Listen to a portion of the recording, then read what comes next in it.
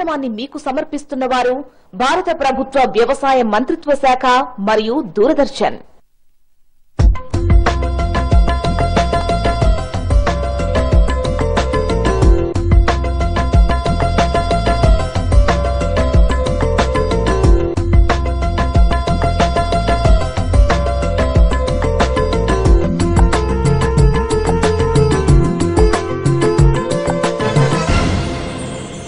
నమస్కారం.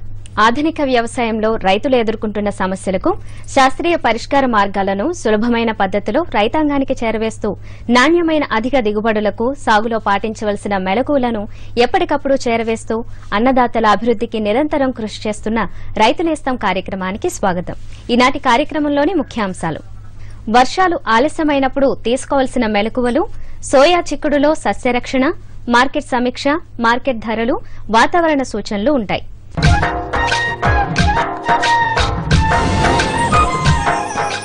సోయా చిక్కుడు రైతులకు సిరులు కురిపించే పంట. ఈ పంటను ప్రత్తికి ప్రత్యామ్నాయ పంటగా ప్రోత్సహిస్తున్నారు. ఈ పంటల్లో సమగ్ర సస్యరక్షణ చర్యలు చేపట్టడం వలన అధిక దిగుబడులు పొందవచ్చును. ఆ వివరాలు ఇప్పుడు మీకోసం. తెలుగు రాష్ట్రాల్లో సోయా చిక్కుడును సుమారు 1.4 లక్షల హెక్టార్ల విస్తీర్ణంలో సాగు చేస్తున్నారు. ఖరీఫ్ పంటగా జూన్ జూలై నెలల్లో విత్తన పంట ప్రస్తుతం పూత పిందె దశల్లో ఉంది. ఈ దశలో సోయా చిక్కుడును అనేక పురుగులు ఆశించి పంట దిగుబడులపై ప్రభావం చూపుతాయి. వీటిని ముఖ్యంగా చిత్త పురుగులు, రసం పీల్చే పురుగులు, ఆకుముడత పురుగులు, పొగాకు లద్దె పురుగులు ముఖ్యమైనవి. చిత్త పురుగులు రసం పీల్చే పురుగులు ఆకుల్లో రసాన్ని పీల్చడం వల్ల ఆకులు పసుపు గోధుమ రంగులోకి మారుతాయి. వీటి నివారణకు ఎసిఫేట్ 1 గ్రాము లేదా డైమిథోయేట్ 2 మిల్లీలీటర్ల లీటర్ నీటికి కలిపి పిచికారీ చేయాలి. పొగాకు లద్దె పురుగు ఆకుల్లోని పచ్చని పదార్థాన్ని గోకి తినడం వల్ల ఆకులు జల్లెడగా మారతాయి. ఈ పొగాకు లద్దె పురుగు పూత కాయలను తినడం వల్ల పంటకు తీవ్ర నష్టాన్ని కలగజేస్తాయి. దీని నివారణకు క్లోరిపైరిఫాస్ 2.5 మిల్లీలీటర్లు లేదా మోనోక్రోటోఫాస్ 1.6 మిల్లీలీటర్లు లేదా ఎసిఫెట్ 1 గ్రామ్ లీటర్ నీటికి కలిపి పిచికారీ చేసినట్లయితే పొగాకు లద్దె పురుగులు సమర్థవంతంగా నివారించవచ్చు.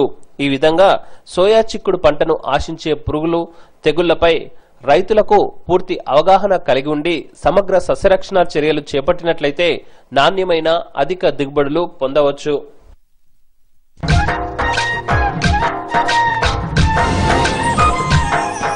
రుతుపవనాల రాకలో అనిశ్చితి, వర్షాలు అదునులో కురవకపోవడం వల్ల ప్రస్తుత వ్యవసాయం రైతులకు భారంగా మారింది. ఇటువంటి సమయంలో మెట్ట పంటలను పండిస్తూ కొన్ని మెలకువలు పాటిస్తే పంటల దిగుబడులలో ఎక్కువ నష్టపోవడానికి వీలుండదు. వర్షాలు ఆలస్యమైనప్పుడు తీసుకోవాల్సిన మెలకువల వివరాలు ఇప్పుడు మీకోసం. మన రాష్ట్రంలో వ్యవసాయం దాదాపు వర్షాధారంగానే జరుగుతుంది. తెలంగాణలో సరాసరి వర్షపాతం 700 నుండి 1500 మిల్లీమీటర్లు. వర్షం తక్కువగాను సకాలంలోనూ పడకపోవటం పంటల దిగుబడిలో చాలా వ్యత్యాసముంటుంది. మెట్ట సాగులో భూ సంరక్షణ మరియు ఆధునిక మెట్ట వ్యవసాయ సాగు పద్ధతులను అనుసరించి అధిక దిగుబడులు సాధించవచ్చు. ఈ నేపథ్యంలో శాస్త్రవేత్తల సలహాలు సూచనలు పాటించినట్లయితే, వర్షాలు ఆలస్యంగా పడినప్పుడు తగిన జాగ్రత్తలు తీసుకున్నట్లయితే పంట పూర్తిగా నష్టం కాకుండా రైతులు వర్షాభావ పరిస్థితుల్లో కూడా అధిక దిగుబడి సాధించవచ్చు. కొన్ని ప్రాంతాల్లో కొంతమంది రైతులు వర్షానికి ఒక ఎదురు చూస్తూ ఇగ వస్తుందా అగ వస్తుందని ఉద్దేశంతో ఎక్కువ యూరియా పొలాల్లో వేయటం జరుగుతూ ఉంది. అది వృధాగా పోతుంది. కాబట్టి ఎప్పుడైతే పదను ఉంటుందో కొంత వర్షం పడినప్పుడే మనము ఈ 2-3 రోజుల్లో కొంత పడటానికి అవకాశం ఉన్నట్టు వాతావరణ సంస్థ వారు చెప్తా ఉన్నారు. సో దానికి అనుగుణంగానే మనం ఎరువులు వాడుకోవాలి. అది పిచికారి మందులు కూడా 2-3 కలిపి పిచికారి చేయకుండా అవసరాన్ని బట్టి రైతు సోదరులు, మన శాస్త్రజ్ఞులు, డాట్ శాస్త్రజ్ఞులు, డిపార్ట్మెంట్ ఆఫ్ అగ్రికల్చర్ వీళ్ళందరినీ కూడా సంప్రదించి ముందుకెళ్లాల్సినటువంటి అవసరం ఉంది. అలాగే ఏదైతే వర్షాధార పంటలు ఉన్నాయో వాటి కొంత మనం బ్రతికించడానికి కొరకు ఈ ఎరువులు వేయకుండా పైపాటుగా కాకుండా పిచికారి రూపంలో యూరియా 2% కానివ్వండి, పొటాషియం నైట్రేట్ 1% కానివ్వండి, పొద్దున సాయంత్రం వేళల్లో మనం పిచికారి చేసినట్టయితే పంట కొంత నిలదొక్కడానికి అవకాశం ఉంటుంది.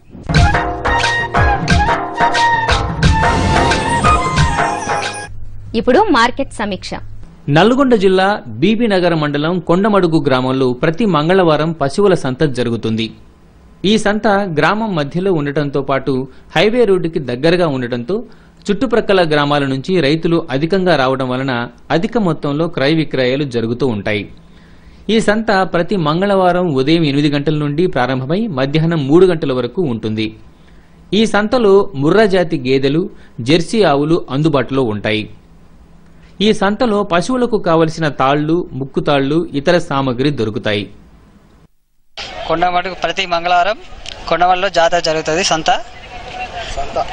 సంత జరుగుతుంది. ఇక్కడికి ముర్రా జాతి పశువులు బాగా వస్తాయి. ఎక్కడ లేని పశువులు ఇక్కడికి వస్తాయి. ప్రతి ఊరోళ్ళు హైదరాబాదు, కొండమడుగు, బేబీనగర్, జైనాపల్లి, జమ్లాపేట్, ఔషాపూర్ వీళ్ళందరూ సంతకి వచ్చి రైతులందరూ బర్రెలు బాగా కొంటారు.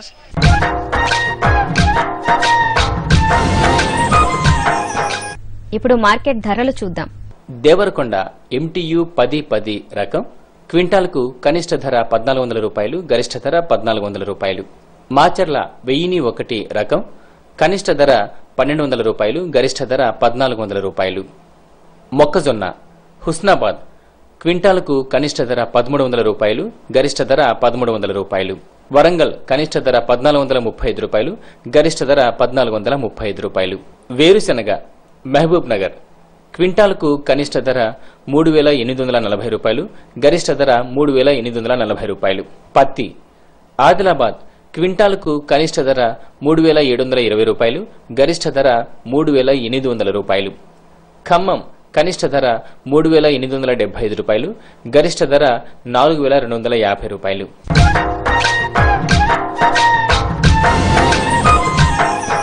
ఇప్పుడు సంక్షిప్త సమాచారాన్ని వీక్షిద్దాం. రైతులకు ముఖ్య గమనిక. శాస్త్రీయ పద్ధతిలో యూరియా వాడకం లాభనష్టాలు. యూరియాను అధికంగా వాడటం వలన పర్యావరణ నష్టంతో పాటు పంట దిగుబడి తగ్గుతుందని, యూరియా వృధాను అరికట్టి వ్యవసాయాన్ని మేలు చేయాలని వ్యవసాయ శాఖ పేర్కొంది. మీకు తెలుసా, మనం వాడుకునే యూరియాలో దాదాపు 2/3 వంతు ఆవిరి రూపంలో వృధా అవుతుంది. యూరియా వృధాను తగ్గించడానికి యూరియాను సరైన సమయంలో, సరైన భాగంలో, గుళికల రూపంలో ఉంటే వేప సంబంధిత యూరియాను వాడుకోవాలి. యూరియాను వాడటం వలన నైట్రోజన్ మాత్రమే మొక్కకు అందుతుంది. అలాగే భాస్వరం, పొటాషియం ద్వితీయ శ్రేణి కాగా సూక్ష్మ పోషకాలు, కార్బన్ మొదలైనవి లభించవు. యూరియాను ఇతర పోషకాలతో కలిపి వాడుకున్నప్పుడు మంచి ఫలితాలొస్తాయి. యూరియాను ఎక్కువ మొత్తంలో వాడటం వలన అధికంగా శాఖీయ పెరుగుదల ఉండటం వలన పంటల దిగుబడి తగ్గుతుంది. అధికంగా యూరియాను వాడటం వలన వాతావరణ కాలుష్యంతో పాటు భూమిలోని పంటలకు మేలు చేసే సూక్ష్మజీవులు కూడా మరణిస్తాయి.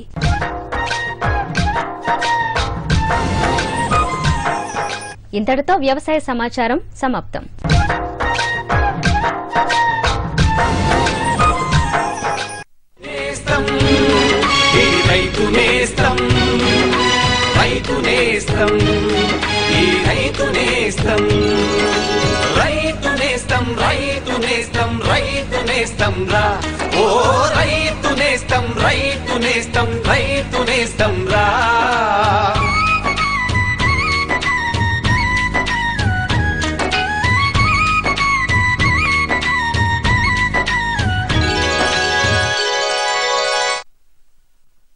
నమస్కారం. రాష్ట్రంలో పెరుగుతున్న జనాభా అవసరాలకు అనుగుణంగా ఆహార ఉత్పత్తి సాధించాలంటే అనువైన అధునాతన విజ్ఞానాన్ని రైతులు ఎప్పటికప్పుడు అవలోకనం చేసుకోవాల్సిన అవసరం ఎంతైనా ఉంది. మారుతున్న పరిస్థితులకు అనుగుణంగా వ్యవసాయంలో వస్తున్న వివిధ సాంకేతిక పద్దతులను గురించి వివిధ విస్తరణ కార్యక్రమాల రూపంలో అందజేస్తున్న వ్యవసాయ కార్యక్రమం రైతు నేస్తానికి స్వాగతం, సుస్వాగతం. ఈనాటి కార్యక్రమంలోని ముఖ్యాంశాలు: వరిలో ముదురు నారు నాటు సమయంలో పాటించవలసిన మెళకువలు, జీవరసాయన కొనుగోలు వాడకంలో పాటించవలసిన మెళకువలు, పండ్ల తోటల పెంపకంలో భూసార, నీటి పరీక్షల యొక్క ప్రాముఖ్యత మొదలైన అంశాలుంటాయి. జీవ రసాయనాలు నాణ్యతా పరంగా, పర్యావరణం పరంగా పురుగుమందుల కంటే శ్రేయస్కరమైనవి. కానీ ఈ జీవ రసాయనాలు అనుకున్నంత ప్రాచుర్యంలోకి రాకపోవటానికి కొన్ని కారణాలున్నాయి. కొన్ని రకాలైన జాగ్రత్తలు పాటించినట్లయితే ఇవి రసాయనాల కంటే ఎక్కువ ప్రభావం చూపుతాయి. ఈ నేపథ్యంలో జీవ రసాయనాల కొనుగోలు మరియు వాడకంలో రైతులు తీసుకోవాల్సిన జాగ్రత్తల గురించి ఇప్పుడు వివరంగా తెలుసుకుందాం. వ్యవసాయంలో చీడపీడలు ఆశించడం వలన సుమారు 30 నుంచి 35% వరకు నష్టం ఉంటుంది. రైతులు చీడపీడల నివారణకు రసాయనిక పురుగుమందులను వినియోగించుకుని చీడపీడలను సమర్థవంతంగా నివారించుకోగలిగినప్పటికీ ఇటీవల కాలంలో పురుగులు రోగనిరోధక శక్తిని పెంపొందించుకోవడం వలన వీటి వాడకం రైతు సోదరులకు సత్ఫలితాలు ఇవ్వలేదని చెప్పొచ్చు. పైపెచ్చు పురుగుల మందు వాడకం వలన వ్యవసాయ ఉత్పత్తిలో పురుగుమందుల అవశేషాలు పెరిగి నాణ్యతాపరంగా లోపాలు తలెత్తడం పరిపాటి అయింది. ఈ క్రమంలో ప్రత్యామ్నాయ పద్ధతుల్లో చీడపీడలను నియంత్రించుకోవడంలో జీవ నియంత్రణ పద్ధతులు ఒకటి. ఉత్పత్తుల నాణ్యతాపరంగా, పర్యావరణం పరంగా జీవరసాయనాలు రసాయనిక పురుగుమందుల కంటే శ్రేష్టమైనప్పటికీ వీటి నిల్వ ఉండే సామర్థ్యం చాలా తక్కువని చెప్పుకోవాలి. జీవరసాయనాలు కొనుగోలు చేసేటప్పుడు గాని, వాడుకునేటప్పుడు గాని వాటిని నిల్వ ఉంచే తేదీని పరిశీలించుకుని జాగ్రత్త పడాల్సిన అవసరం ఉంది. జీవరసాయనాలు అనుకున్నంత ప్రాచుర్యంలోకి రాకపోవడానికి మరో ముఖ్య కారణం నాణ్యతాపరంగా ఉన్న సమస్యలు. సరైన పద్ధతులు, నిర్దేశించబడిన పరికరాలు, సామాగ్రి వాడకుండా కొన్ని సంస్థలు నాణ్యత లేని జీవరసాయనాలను తయారు చేసి రైతులను మోసగించడం కూడా ఈ మధ్యకాలంలో గమనించడం జరిగింది. ఇటువంటి పోకడలను నియంత్రించి రైతాంగానికి నాణ్యత కలిగిన జీవరసాయనాలను అందించే ప్రక్రియలో భాగంగా జీవరసాయనాలన్నింటినీ పురుగుమందుల చట్టం పరిధిలోకి తేవడం జరిగింది. ప్రభుత్వ అనుమతి లేకుండా ఏ జీవరసాయనాన్ని తయారు చేయడం గాని, నిల్వ ఉంచడం గాని, అమ్మడం గాని చేయడం జరిగితే చట్ట ప్రకారమైన చర్యలకు అవకాశముంది. జీవరసాయనాలు కొనేటప్పుడు ప్యాకెట్ పైన పెంచీకరణ సంఖ్య, తయారీ తేదీ, ఎప్పటి వరకు నిల్వ ఉంచవచ్చు, వాడకంలో జాగ్రత్తలను రైతులు పాటించాలి. తగిన రసీదు లేకుండా జీవరసాయనాలు కొనుగోలు చేయడం వలన నాణ్యతాపరమైన సమస్యలు వచ్చినప్పుడు జవాబుదారీతనం ఉండకుండా పోతుంది. నాణ్యతాపరంగా ఏవైనా అనుమానాలు ఉన్నప్పుడు ప్రభుత్వ రంగ సంస్థల ద్వారా గుణ నియంత్రణ చేయించుకుంటే మంచి ఫలితాలను పొందవచ్చు. జీవరసాయనాల కొనుగోలు, వాడకంలో పాటించవలసిన మెళకువల గురించి శాస్త్రవేత్త మాటల్లో తెలుసుకుందాం. కొనుగోలు తర్వాత ఒక శాంపుల్ ఏదైతే ఉన్నదో ఈ మన ఆచార్య ఎన్జీ రంగా విశ్వవిద్యాలయంలోని మా జీవ నియంత్రణ ప్రయోగశాలలో కానివ్వండి, అదే రకంగా 14 బయలాజికల్ కంట్రోల్ ల్యాబొరేటరీస్ వ్యవసాయ శాఖ ఆధ్వర్యంలో నడపబడుతున్నాయి. వీటిల్లో కానివ్వండి అక్కడ కూడా మనకి నాణ్యతకు సంబంధించి మన పరిశీలించే దానికి ఏదైతే ఉందో పరీక్ష చేసే సదుపాయాలు కల్పించబడ్డాయి. కాబట్టి ఆ 14 ల్యాబొరేటరీలో కానివ్వండి, లేదా హైదరాబాద్కు దగ్గరలో ఉన్నట్లయితే వ్యవసాయ విశ్వవిద్యాలయంలోని మా ల్యాబొరేటరీలో కానివ్వండి ఒక నమూనాను గనక ఇచ్చినట్లయితే దాన్ని చూసి నాణ్యత పరంగా భారత ప్రభుత్వం నిర్దేశించిన నాణ్యత అంకాలకి దానికి సమతుల్యంగా ఇది ఉంది అని నిర్ధారించి రైతు సోదరులకు 3 నుంచి 4 రోజుల లోపల చెప్పడం జరుగుతుంది. కాబట్టి ఆ రకంగా నిర్ధారణ కూడా, నాణ్యత నిర్ధారణ కూడా చేసుకోవటం మంచిది. ఇక చివరిగా ఈ జీవరసాయనాలు కొనుగోలు సమయమే కాకుండా అదే రకంగా నాణ్యతాపరంగా చూసుకోవటమే కాకుండా ముఖ్యంగా ఈ జీవరసాయనాలు వాడుకునే సమయంలో కూడా రైతు సోదరులు కొన్ని రకాల జాగ్రత్తలు పాటించవలసి ఉంటుంది. అది ఉదాహరణకు మనం తీసుకున్నట్లయితే ఈ ఎన్పివి వైరస్ ద్రావకం ముఖ్యంగా వాడుకుంటున్నప్పుడు రైతు సోదరులు వీలైనంత వరకు సాయంత్రపు వేళల్లో దీన్ని పిచికారీ చేసుకోవటం అనేది శ్రేయస్కరం. ఎందుకంటే ఈ సూర్యరశ్మి వలన కొన్ని రకాల క్షమతను తగ్గించే ఏవైతే అల్ట్రావైలెట్ రేడియేషన్స్ ఉన్నాయో అవి ఉంటాయి. కాబట్టి వీలైనంత వరకు సాయంత్రపు వేళల్లో ఎన్పివి ద్రావకం పిచికారీ చేసుకోవటం వలన మనం తద్వారా ఎక్కువ లాభాన్ని పొందవచ్చు. రెండవది, ఎన్పివి ద్రావకం చేసుకుంటున్నప్పుడు ఉదాహరణకి మనం 200 లీటర్ నీటిలో ఎన్పివి ద్రావకం కలుపుకున్నప్పుడు 200 లార్వల్ ఈక్వలెంట్, దాంట్లో 1 కేజీ బిల్లము, అదే రకంగా మన ఏదైతే ఉన్నదో 100 మిల్లీలీటర్లు టినోపాల్ గాని, రాణిపాల్ గాని కలుపుకుని వాడుకున్నట్లయితే మనం ఎన్పివి క్షమత పెరిగి తద్వారా రైతు సోదరులు ఎన్పివిని ఎక్కువ సామర్థ్యంగా వాడుకోవచ్చు. ఈ విధంగా జీవరసాయనాలను రైతు సోదరులు సమగ్ర సస్యరక్షణలో ఒక భాగంగా పొందుపరుచుకుని పంట పొలంలో వాడుకున్నట్లయితే వీలైనంత వరకు తక్కువ పెట్టుబడితో పర్యావరణ సమతుల్యతను కాపాడుకుంటూ అధిక దిగుబడులు సాధిస్తూ ఆర్థిక లాభాలను పొందవచ్చు. ఇదిగో ఇంకా చెప్పు. అంతే. అరే అదేమిటయ్యా, ఇంత కొంచెం రసాయనిక ఎరువా? పొలం పనులు మానేసావేంటి? పొలం పనులు కాదు, అమాయకత్వాన్ని వదిలేశాను. మట్టి పరీక్షలు జరిపించాను. ఏం లేదు, ఇప్పుడెంత అవసరమో అంతే ఎరువుని పొలంలో జల్లుతాం. రైతన్నలు ఈ రోజే మీ సమీపంలోని జిల్లా భూపరీక్ష ప్రయోగశాలలో మట్టి పరీక్షలు జరిపించండి. మట్టిలోని పోషక తత్వాలు, తేమ, మొక్కల అభివృద్ధిని దృష్టిలో పెట్టుకుని కావలసిన పోషక తత్వాల్ని జల్లండి. అన్నట్టు మట్టిలోని సల్ఫర్, జింక్, బోరోన్ వంటి సూక్ష్మ పోషక తత్వాల గురించి తెలుసుకోవడం మర్చిపోకండి. ఎరువు ఇంకా జైవిక ఎరువుల్ని సరిగ్గా వాడి నేలలోని ఉత్పాదక శక్తిని పెంపొందించండి. దిగుబడిని పెంచి ఖర్చుని తగ్గించండి. అమూల్యమైన విదేశీ ద్రవ్యాన్ని పొదుపు చేయడంలో సహకరించండి. అంతేకాదు కొద్ది కొద్దిగా నత్రజనిని అందించే ఎరువులు అంటే వేపతో కూడిన యూరియాకి ప్రాధాన్యతనివ్వండి. ఆకుల మీద యూరియాని జల్లండి. అరే వా, నిజంగానే తెలివైన వాడు అయ్యావే. అధిక సమాచారానికి సంప్రదించండి జిల్లా వ్యవసాయ అధికారి లేదా కిసాన్ కాల్ సెంటర్.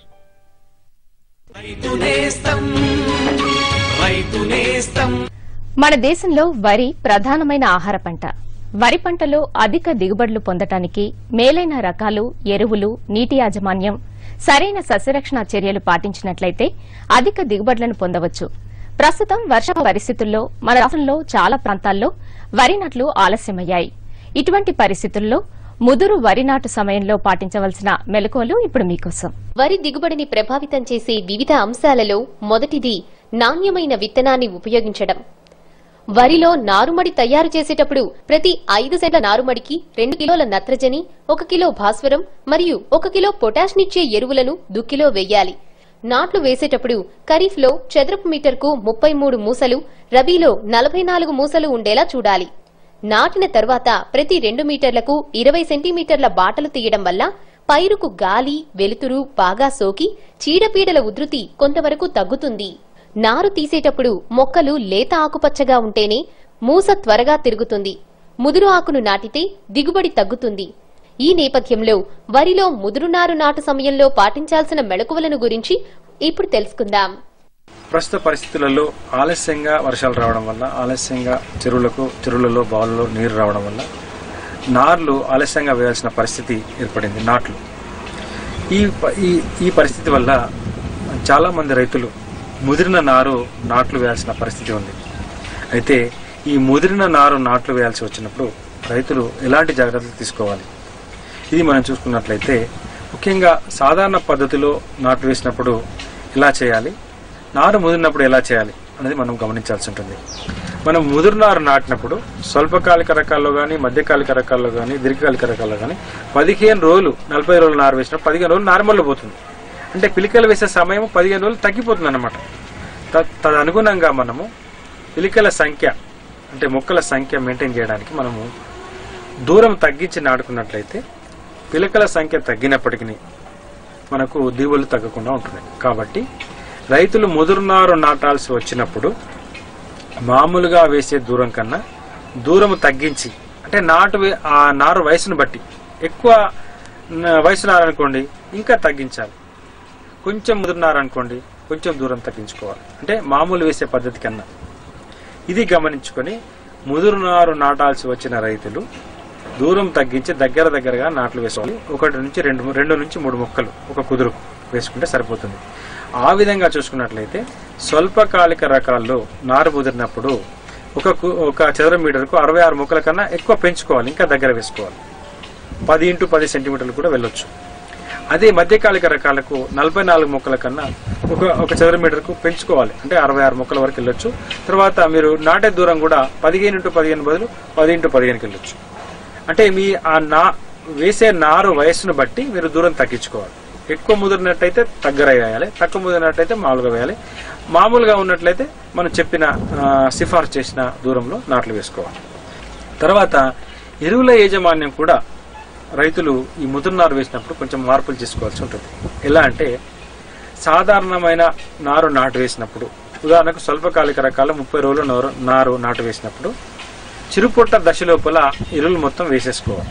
అంటే అడుగు మందుగా 1 బస్తా డిఏపి, ఒక 20 కిలోల పొటాష్, తర్వాత ఒక 1/2 బస్తా యూరియా వేసుకొని 15 రోజులకు ఇంకొక 1/2 బస్తా యూరియా, మళ్ళీ 15 రోజులకు ఇంకొక 1/2 బస్తా యూరియా. ఇది స్వల్పకాల రకాల్లో మనము రికమెండ్ చేసే ఎరువుల యాజమాన్యం. అంటే నెల రోజుల లోపు, అంటే చిరుపుట్ట దశ లోపు మనము ఈ నత్రజని మొత్తము పైరుకు అందించాలన్నమాట. అదే మధ్యకాలిక రకాల్లో అయితే 1 బస్తా డిఏపి, 20 కిలోల పొటాషు, 1/2 బస్తా యూరియా అడుగుమందుగా వేసి ఒక 22 రోజుల తర్వాత 2వ దఫా యూరియా, మళ్ళీ ఒక 22 రోజులు అంటే 45 రోజుల లోపు ఈ నత్రజని పూర్తి చేసుకోవాలి.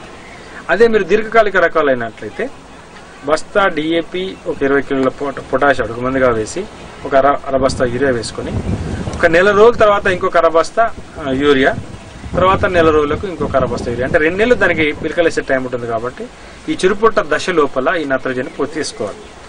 తర్వాత నీటి యాజమాన్యం కూడా మీరు ఈ ముదురు నారు వేసినప్పుడు ఈ పిలకలు వేసే దశలో నీరు పలచగా ఉంచి తర్వాత చిరుపొట్ట దశ నుంచి నీరు ఎక్కువగా పెట్టుకోవచ్చు అన్నమాట.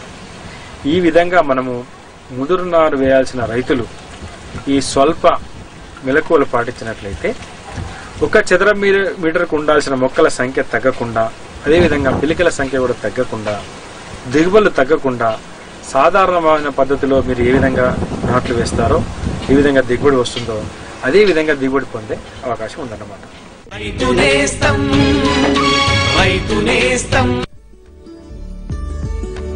కొత్త సాంకేతికతలు అందరికీ బాగుంటాయి. నేను కూడా నా పొలం తయారీ, నాటడం, దున్నడం, నూర్పిడి వంటి పనుల కోసం చిన్న మిషన్లు నా అవసరానికి తగ్గట్టు కొన్నాను.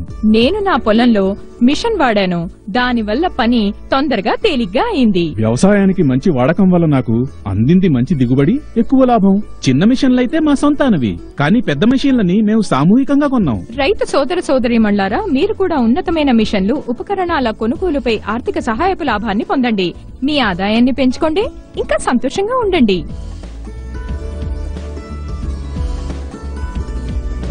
అయిపోయింది.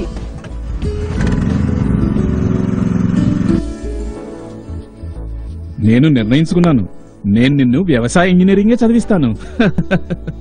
కొత్త మిషన్లు, కొత్త ఉపకరణాలు రావాలి మీ ముంగిట. పొందాలి మీరు ఎక్కువ సంతోషం, దిగుబడి.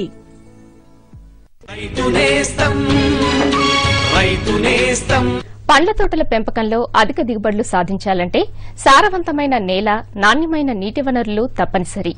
కాలుష్యమైన చౌడు నేలలు, లవణాలు ఎక్కువగా ఉండే నీటిని వాడటం వల్ల దిగుబడి తగ్గటమే కాక మొక్క ఎదుగుదల మందగిస్తుంది, భూసారం కూడా తగ్గిపోతుంది. దీనివల్ల పండ్ల దిగుబడితో పాటు నాణ్యత కూడా తగ్గిపోతుంది.